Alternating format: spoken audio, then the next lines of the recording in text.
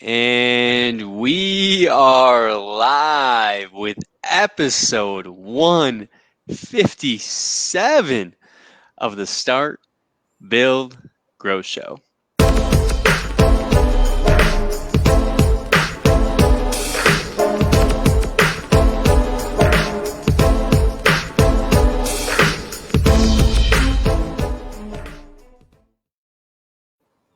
What is going on, Start, Build, Grow Nation? What is up? I hope all is well. It is roofing season. We are extremely excited for another fantastic guest.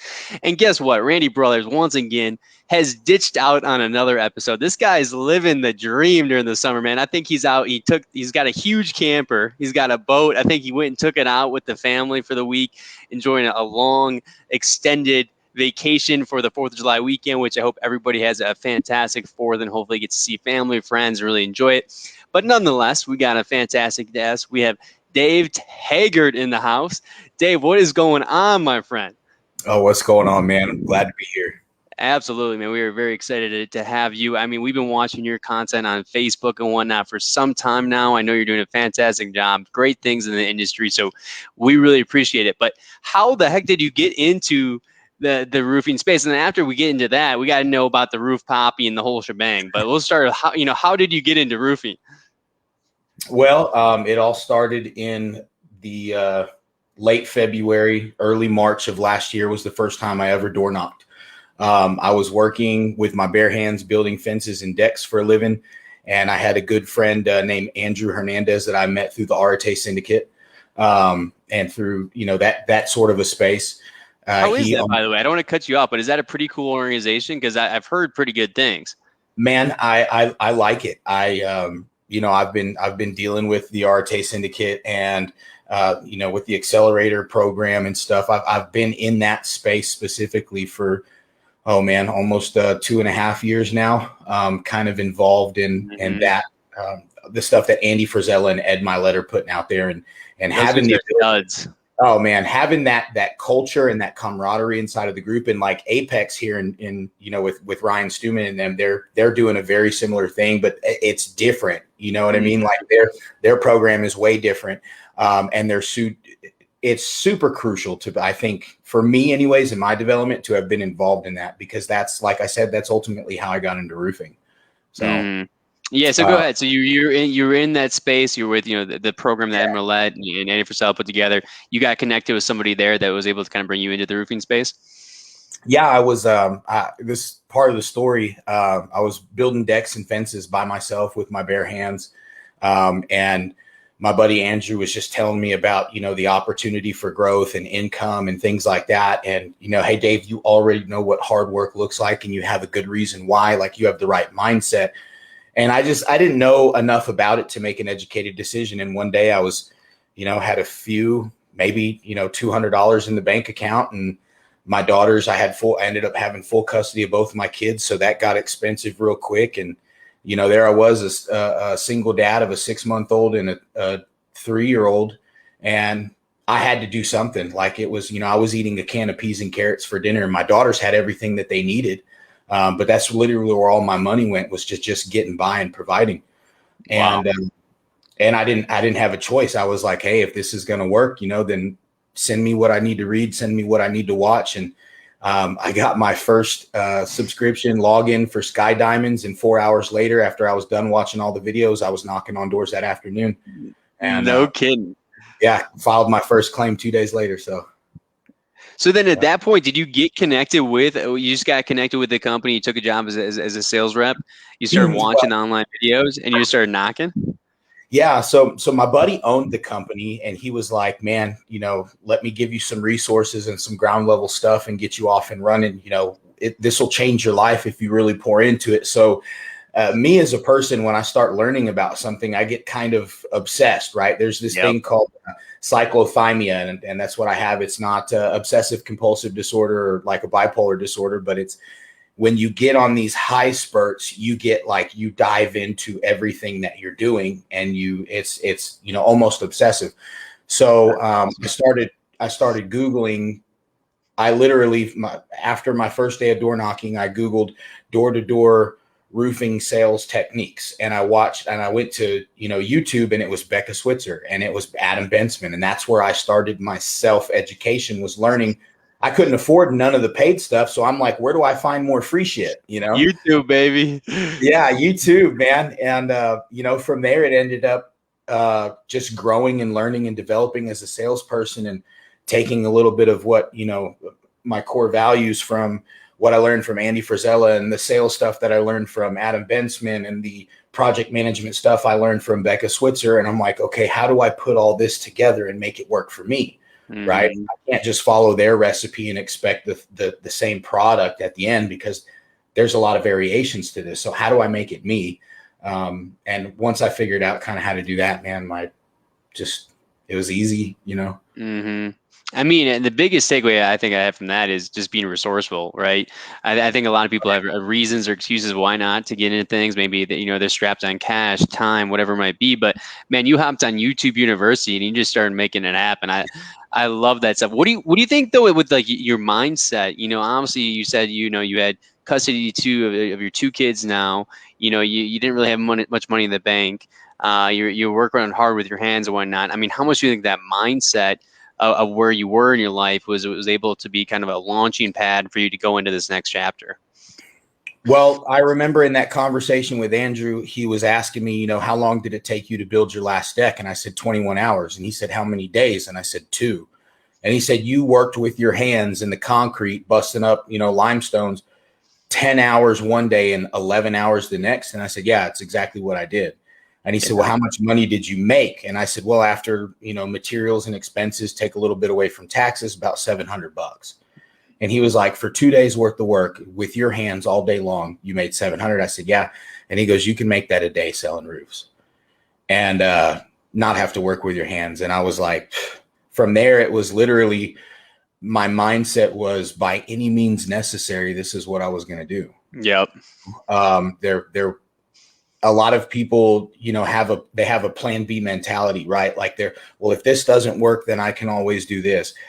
Fuck plan B, man. Like plan A has to work. And when you get to the point where there is no safety net and you absolutely will scorch the earth to get what you want, you're probably going to do a lot better. And that's, I'm not tooting my own horn or anything, but having the time, listening to the MF CEO project and diving into personal development is so crucial to preparing you to go into something like that, because roofing sales as an independent contractor, you are an entrepreneur. You are solving a very unique problem for your roofing contractor, and that is revenue. So you have to be very intentional about the path that you're going down, because roofing sales, if you half-ass it, it'll swallow you alive for sure. Mm-hmm. I feel like, sales, especially door to door, man, if you're not strong mentally, it will take you down.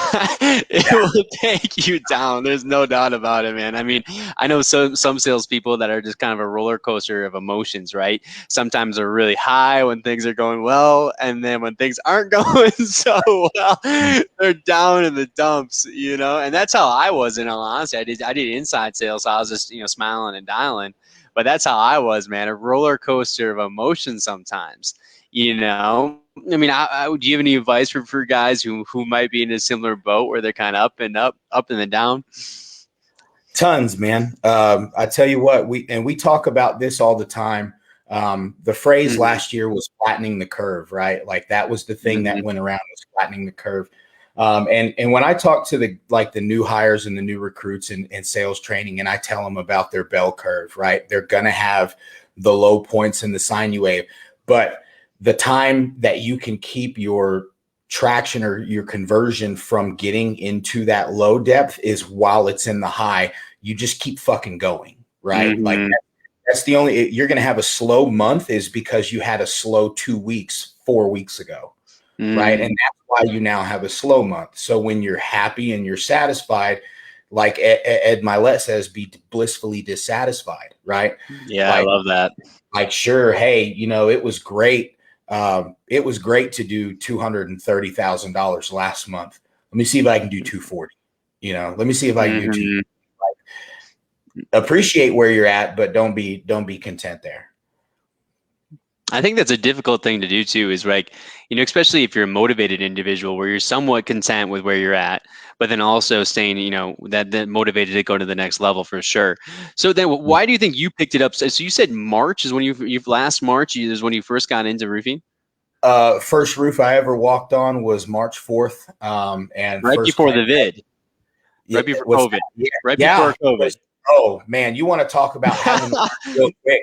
I started door-to-door sales right when people went on quarantine. And a lot of and I remember having, so again, I'm plugged in with Andrew Hernandez over at Alpha Elite Roofing, and he's good friends with Lee Haight. And I ended up Yeah. having a phone call with Lee Haight because Drew's like, Lee, you got to talk to this kid, man. He's good, blah, blah, blah. So I get in a conversation with Lee, and Lee was like, are you worried about people on quarantine? Like, let me ask you. And I was like, no, not really. And he said, why? And I said, because I know people are home, you know, they're at Yep. home right now. Like, why would I not want to go knock on their door? They're at home right now. And Hmm. so on quarantine, man, in 9 months, broke $100,000 in sales in my first 9 months. Nice. Ended up getting to right before Christmas. Right before Christmas, it was at like 141,000. So I would have hit 150K in my first year of roofing sales for sure if it Nice. had been a full calendar year. Yeah. Nice work, man. That's awesome. So how was those interactions then, by the way? So you knew the people were home. And this is something that maybe I didn't even touch on, a little blast from the past when everybody was locked away in their homes. What was the what was the reaction when the roof potty shows up You and know, starts knocking at the at door? first people were asking me, they were like, "You're not worried about the flu or the virus?" And I didn't even know what they were talking about. I was like, "I haven't. What do you mean, like the flu?" And they were like, "No, this coronavirus." And I said, "Oh yeah, the COVID-19. I've heard about it, but is it even here yet?" And they were like, "Well, we don't know." And I'm like, "Well, you know what is here? That hail damage that's up on your roof. Let's take a look. Let's talk about that for a second. Yeah, Um, yeah, yeah. so it was a little weird getting, and then you had the mask mandates and stuff like that, and it was, hey, it was 113 degrees outside last summer, and I was door knocking with a mask hanging off my ear, and when I would hit the end of the driveway, put it on, go knock on your door, like, we need Hmm. to talk, Hmm. somebody's got my money and we need to talk. So I love it, man. So yeah. okay, so why do you think, if it was the last March, so this is pretty much when COVID hit is when the roof hobby got into roofing. So Mhm.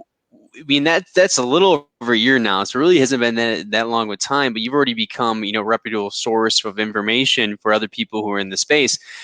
How do you think you were able to grow so quickly and really understand how to find success in the space? I had a lot of good mentors, and I was coachable. I think that's Hmm. two good things. You have to be coachable, and number two, you have to have a coach.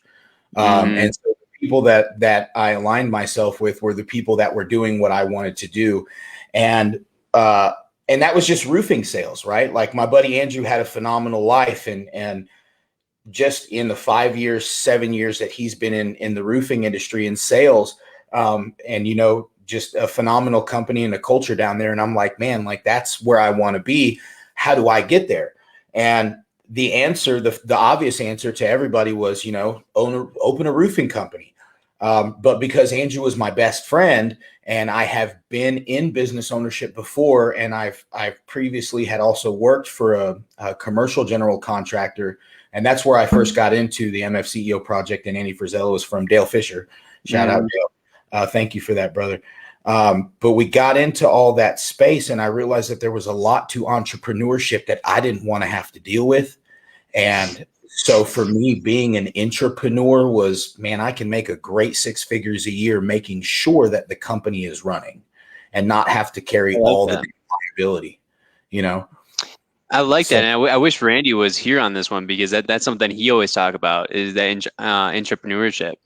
oh, it's crucial. It's crucial. Every company has Hmm. three different types of people. You have the executive level people, you have the invested entrepreneurs, like your middle management and stuff.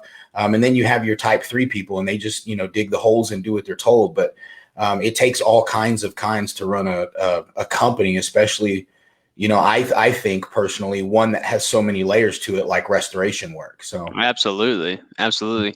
So then, if you're an entrepreneur, how do you kind of go about finding the right fit or company for you, right?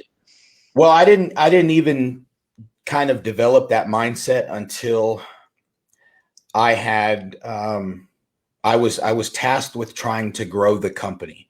So after 90 days of working in roofing sales, I say tasked, I wanted to make it, let me see how good I can make my little niche over here. Like, let's be impactful. So I brought on my first new hire, like in month 2 or 3, trained him. And then him and I ended up bringing on another 9 people within the next 3 to 6 months. Some of those people are no longer with that company, but probably about four that stayed. They're doing phenomenal, man. They're doing phenomenal. So I learned, like, I realized, hey, maybe I'm good at that. Like, I'm good at taking people that want something and showing them how I did it, so we can maybe shorten that learning curve up a little bit, and we can start helping really changing people's lives here, because that's what the roofing and sales industry did for me. And that's the part that I want to give back. That's why, like, all this stuff, man, listen, the roof poppy, the whole persona, it's marketing for people to come. I'm gonna be honest with you. I'm gonna give away a huge secret, folks. It's just a marketing gimmick, right? It's my brand identity. And then people ask me, hey, how did you do that? Man, I'll give it to you for free. Here's how I did it. This shit changed my life, and I know it could do the same. I love it, man. Well, how did the roof poppy come about? The branding of the roof poppy looks pretty cool. Okay, so again, Andrew Hernandez, his Instagram handle used to be The Real Roof Poppy, right? And so as time went on and I became a better salesperson, and kind of Andrew was my mentor in roofing sales, I wanted, truth be told, I love the guy. I wanted to be just like him, right? Like, he was not an idol, but he was definitely a mentor.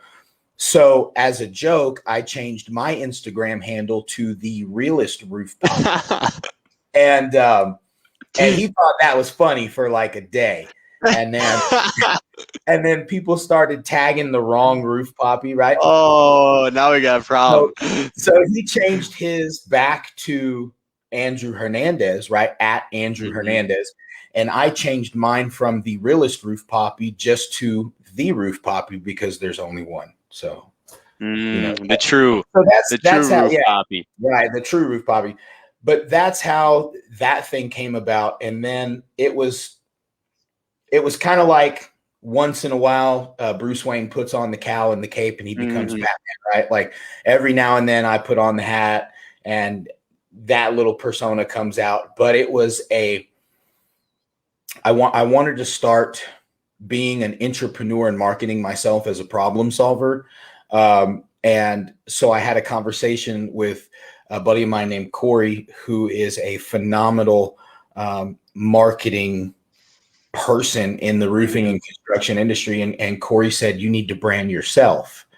And I'm going to tell you how to do that. And so we had a couple of conversations, and he gave me a couple of homework assignments. And boom, here we are. And then now, people are calling me, man, I think back in January or back in February of this year, maybe even March, I had 3 roofing contractors calling me, offering me jobs to come sell for them and to train their sales team. And I was like, that's not even on the menu for me, like, why? And all 3 of them were like, no, you can do this. Like, you can take that thing that you have, or that stuff that you do, and you can teach other people how to do this, because it's, I guess apparently not many people can speak, right? I've just always, absolutely. I've always been a conversationalist, so it's talking to strangers is easy for me. I have that kind of personality, so it wasn't really a thought at the time, but then it kind of became like, so how do you monetize that? That was my next question. How do you monetize that? Well, you get good at it and you build value in it, and then eventually people will pay you for it. So, that's how the roof poppy thing came about, man. I love it, man. Well, you're looking pretty yoked. What does the roof poppy put on the bench press, man? What are you putting up there? I don't know. I don't keep track of the one rep max. I've never known what my 1 rep max is. I just know that if I If I can do 10, let me make it a little heavier. And then once I can do 10 again, it's time to go heavier. So, Yeah. you know. All right. Well, maybe at the next roofing conference or something, if I see we might have to find a bench press and see what you can put up. So, Oh man. but do you think though that, I mean, I'm always curious because, you know, you look at people who are athletes and stuff like that, and they usually transition well into business and their career there. Do you think just like that, is there any kind of correlation with you and your importance on like health and fitness and how you brought that into your career in terms of mindset, or not really? Yeah, discipline plays a huge factor. There's days, with like working out where you wake up and you don't want to. Mm-hmm. And there have been days where I have woken up and I did not want to, and I didn't go. And those are the days that are shit, because you start the day off with a big loss and it sucks. Exactly. And you can allow yourself to get into that zone where it's just like hey, it's a excuses day. I come up with excuses. I'm going to justify why I'm not going to do the work, why I'm not going to wake up to win, why I'm not going to, own my shit. And you have to make the choice to have the discipline to say, fuck it, I'm going to do it whether I want to or not. And that directly correlates, because if you can wake up at 6 a.m. and convince yourself that it doesn't matter how you think or feel, you are going to do something. If you can do it once, you can do it 100 times. Right. If I can, like with CrossFit right now, I'm doing this CrossFit thing. If I can get to do one muscle up, just one, then I've unlocked an unlimited capability of muscle ups that I am now capable of doing because I did one. If I know I can do it once, I can replicate it over and over. So waking up and having that mindset to where it's hot, I'm tired, I've been told no 4 days in a row, I haven't gotten a single sale. Fuck it, I'm going to get out and knock doors again. Like, that's discipline. And it's so much harder. It's easy for me to teach somebody how to sell a roof and how to knock on a door. I'll be honest with you. That's the easiest thing in the world. The hardest thing is teaching you how not to be a shitty, unmotivated human being. That's hard. Okay, and do you think you can coach that though, or do you think an individual is either motivated or not? So it's definitely something that's learned. Very few people are taught at an early age how to have that kind of discipline and tenacity, right? So people usually bring that to the table, or they bring some degree of it to the table, and it's your job to nourish and to help that grow in them. So roofing sales trainers, I guess you would say, so I don't call myself a sales trainer, right? Like, I'm not a sales manager. I'm a development coordinator with RKG. I help these people grow as salespeople, number one. Number two, efficient project managers. And number three, a lot of stuff we talk about is leadership and how to develop your leadership capital, because we do have senior level roofing salespeople here that are responsible for the success of people within the corporation and the organization as well. So there's levels to this, and everybody is uniquely responsible for somebody. And in roofing sales, like, you have to have a high degree of personal development too. For sure. Absolutely. Yeah, I completely agree with that. So, okay, so we had some people that we have Ben on here, the Roof Poppy, Peaks and Valleys, baby. He was talking about that roller coaster of emotions. Sounds like he's cranking steadily. It's a grind this year, no doubt. Hey, we know he's out there crushing it. We got Chuck Allen. He's been on the show too. He says Roof Poppy. This guy brings the heat. We got Armando on here. Armando is a big fan of the hat. He, I don't know if he was on in the first part, but he says is the name inspired by Big Poppy David Ortiz with the Red Sox. So you might have to ask your buddy on that one, hey? Yeah.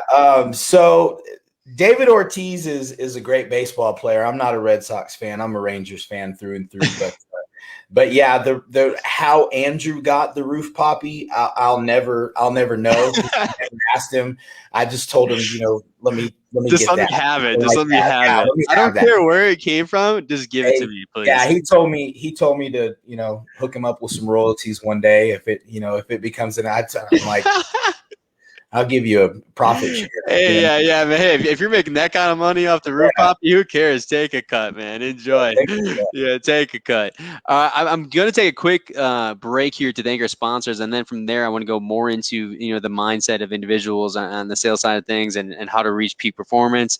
I also do want to talk to you about just stories that you have from knocking doors in year one. So if you have any, be thinking about any stories that things you're proud of, if it was objections you handled, if you had weird situations at the door, whatever it might be, I want to go into a little story time there, and then we'll talk about the peak performers. But first, we'll start with our headline sponsor, Job Nimbus.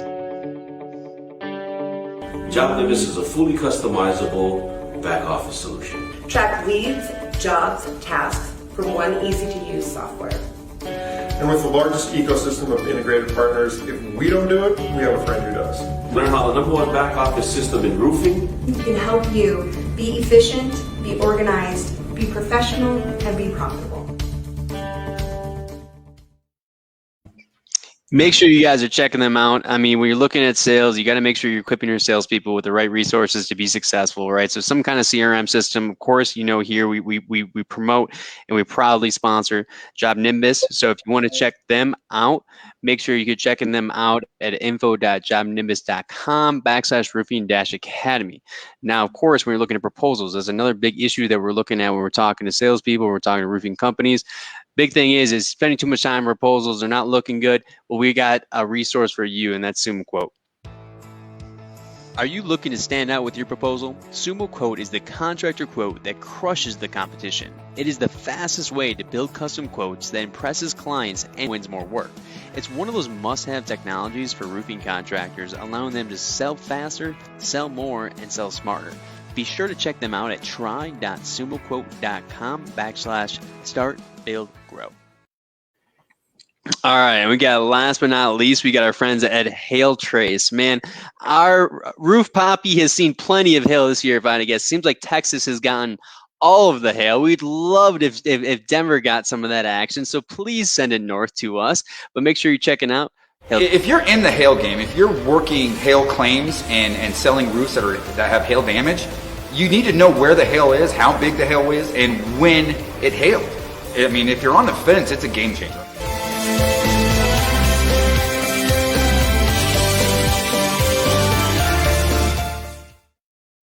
Check them out at hailtrace.com. You got to make sure you know where the storm is, what's been damaged. You can even get their contact information. So check out Hailtrace at hailtrace.com. Now we're back to the show. So Roof Poppy, man, we got Armando says, has anybody ever pulled a gun on you? So hopefully not in your one. No, man, I'm not ready for that. I've been yelled at pretty good. Yeah, people. So yeah. Well, so do you have any good stories from year one of door knocking? Was there any objections that you were proud of overcoming? Was there any weird situations that you ran into while knocking doors? Anything that you would want to share with story time? Oh man, I don't remember anything super crazy happening like at the door. That's pretty good. I do remember. I remember walking into a few people's homes and being like, this some weird, like, there's some weird, weird things going on. Sometimes I was like, I didn't want to really sit down, but yeah, there have been a couple of weird little instances, but not at the door, man. Like nothing too crazy. Yeah, freak me out and make me run away. Like at the door, I've had people yell at me, like yell and scream at me for knocking on their door. For sure, but yeah, no guns, nothing too crazy. That's good to hear. Yeah. So what's your style though? So are you like very persistent? Are you like, what's kind of your style? Because I mean, we had Ben in here. He said his style is like, I'm not going away until they kick me out of here. Mm-hmm. You know what I mean? Like, what's kind of your sales style that you like? Oh. Well, number one, I try to present myself from a value-based standpoint, because I know most homeowners are value-driven, mm-hmm. right? Like they want to know what you're getting for their dollar, not how cheap they can get it for, right? Like that's pretty important. Number two, I like to sell the sizzle, not the steak. So I'm not here to sell you a roof. I'm here to find out what your problems are, if you even have some on your roof. And I want to educate you and empower you as a homeowner. And that's what I'm here to do. And then of course you'll Mhm. get maybe an objection or two if it's not a very active hailstorm. But typically after the third pretty solid objection, I'm not going to try to convince them to change their mind at that point in time. I'm going to hand them a business card. And I'm going to tell them, hey, listen, if there's anything I can do for you, if you have any questions about it, or you would like to take advantage of X, Y, and Z, give me a call. There's my number. It's my cell phone. I'm available anytime. And I'll follow up with them. I'll stop by if it's a neighborhood that I'm working. I'll stop back by their house and, hey, just following up with you, seeing how things are going. But I'm not going to spend too much time on somebody that doesn't want to do business with me, because I'm going to end up losing the neighbor that's home that's fixing to go to basketball practice. So You have a couple of things I want to touch on. It was the business cards and it was the follow-up. So I'll start with the follow-up.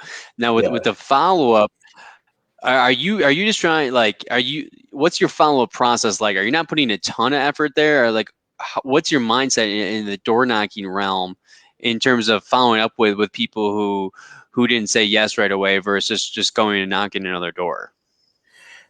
well, the follow-up to me is after that initial conversation, that initial interaction. How are you following up, and how long are you waiting to follow up? I had a solar sales guy knock in my neighborhood right now, and he was like, hey, I'm glad you're home. I only have 3 more houses to knock, and I'm not going home until these 3 people show up. So I'm glad you're home. And we started talking about door-to-door sales, man. And it was, you guys had a connection.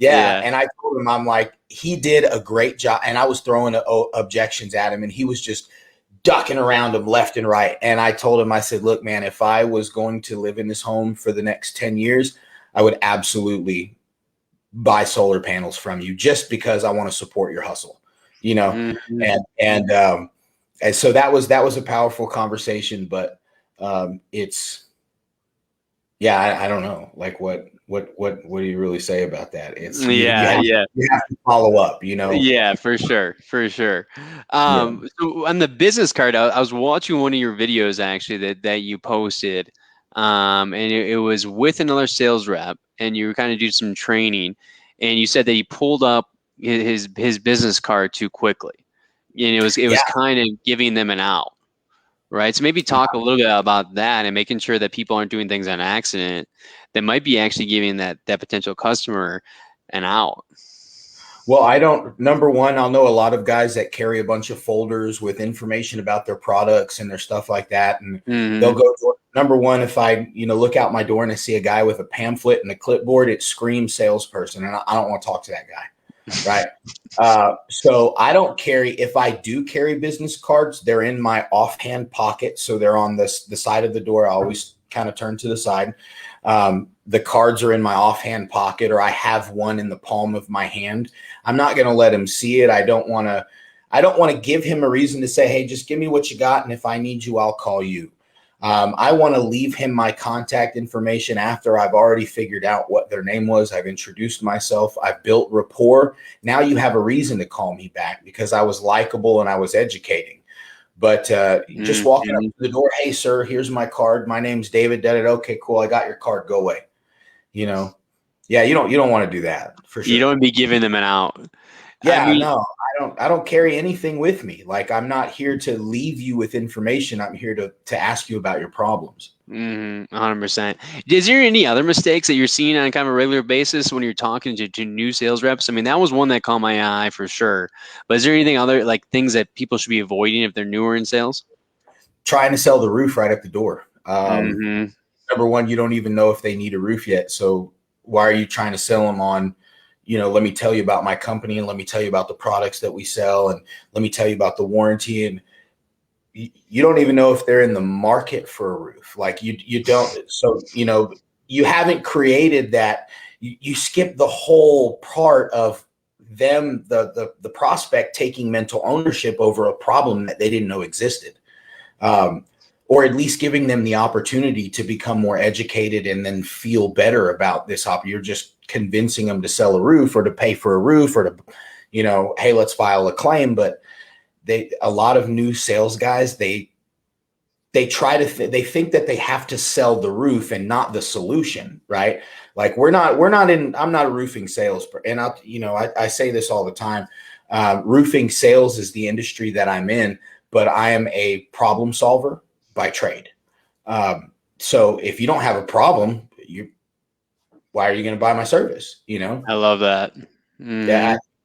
Yeah. It's like selling ice cubes to somebody that only drinks hot coffee. Like they don't need your ice cubes, you know? Mm-hmm. I selling them on iced coffee and then say, hey, I got these ice cubes over here. You know?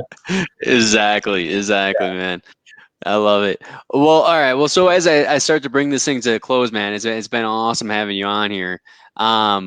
I always end it with a golden nugget, right? Something to leave the viewers with. So it could be something to implement, something to avoid. It could be a mindset thing. It could be a quote that you like. It really doesn't matter. And usually, you got screwed here because usually when Randy is here, I make him go first, right? So now you're just getting put on the spot. So we got the Roof Poppy closing out episode 157 on his own. But I believe in you, man. I believe in you. So what you got?